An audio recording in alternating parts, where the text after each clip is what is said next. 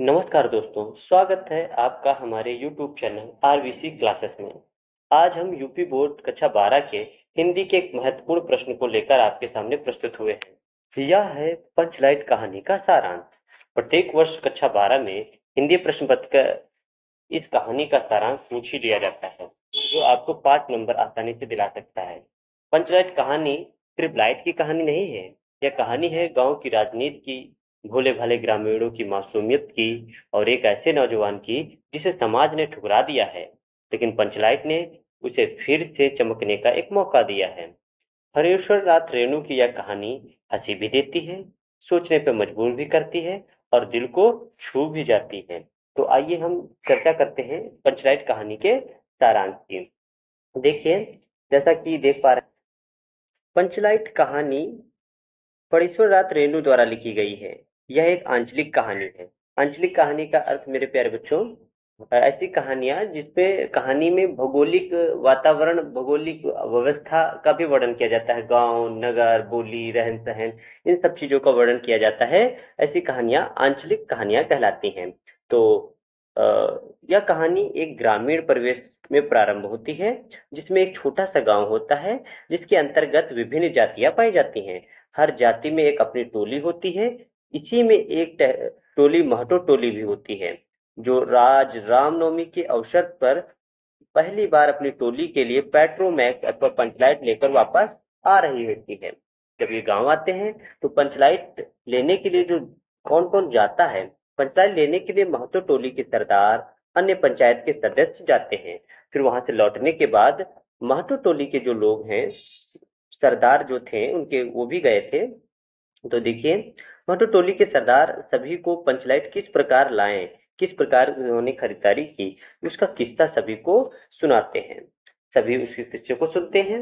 उसके बाद वो तय करते हैं कि पंचलाइट जलाने के लिए विधि पूर्वक पूजा अर्चना करने की वो लोग तैयारी कर लेते हैं। पूरे महतो टोली के लोग विधि पूर्वक पूजा अर्चना के साथ तैयारी, पंचलाइट जलाने की तैयारी करने लगते हैं।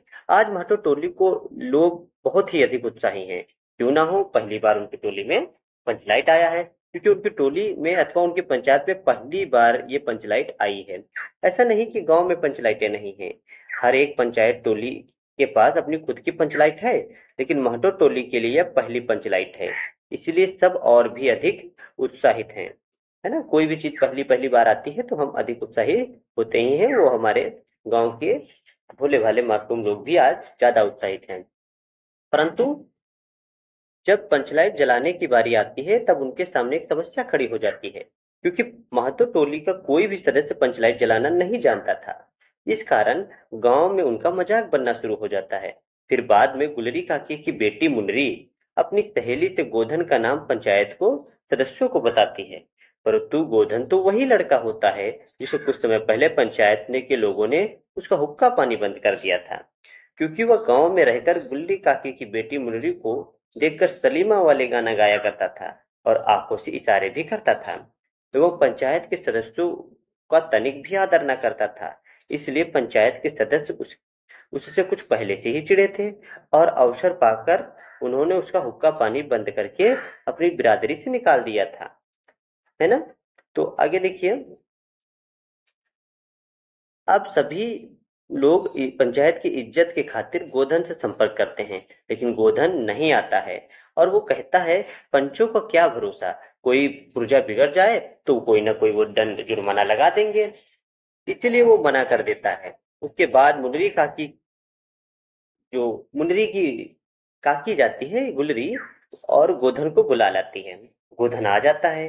गोधन होशियार है और वह पंचलाइट को अपनी बुद्धि और विवेक से जला देता है। सभी लोग पंचलाइट की रोशनी में प्रसन्न हो जाते हैं और सभी के दिलों से गोधन के प्रति जो बैर था वो सब दूर हो जाता है, यानी सभी का दिल गोधन के प्रति साफ हो जाता है। और इस प्रकार का कहानी का अंत में अंत हो जाता है। ठीक है। तो बात कर लेते हैं कहानी के निष्कर्ष या उसके संदेश की। तो हमें कहानी का जो मुख्य संदेश है, या कहानी सामाजिक कुप्रबंधता, दोहरे मापदंडों और व्यक्तिगत स्वाभिमान का करारा व्यंग है ना। और उद्देश्य की बात कर लेते हैं। तो कहानी यह हमें यह भी बताती है कि प्रतिभा जात-पात, परंपरा या सामाजिक सीमाओं में नहीं बंधी होती है। उसे पहचानने और स्वीकारने की आवश्यकता होती है ना? साथ ही साथ में ये भी दिखाया गया है कि समाज अक्सर मजबूरी में ही बदलाव को स्वीकार करता है, लेकिन वह बदलाव ज़रूरी होता है ना? तो ये था हमारा बहुत ही महत्वपूर्ण कक्षा 12 के हिंदी प्रश्न पत्र के लिए जो पंचलाइट का कहानी का सारांश है ना? आप इसका स्क्रीनशॉट ले सकते हैं या आप इसे लिख सकते हैं और आपको लिखते ही या एक बार आप पढ़ लेंगे, आपको पूरी तरीके से ये याद हो जाएगा। आशा करते हैं आपको ये हमारी पंचलाइट का कहानी का सारांश प्रस्तुति आपको पसंद आई होगी। जुड़े रहिए आरबीसी क्लासेस के साथ। इसी तरीके से चैनल को लाइक शेयर एंड सब्सक्राइब करते रहें। धन्यवाद।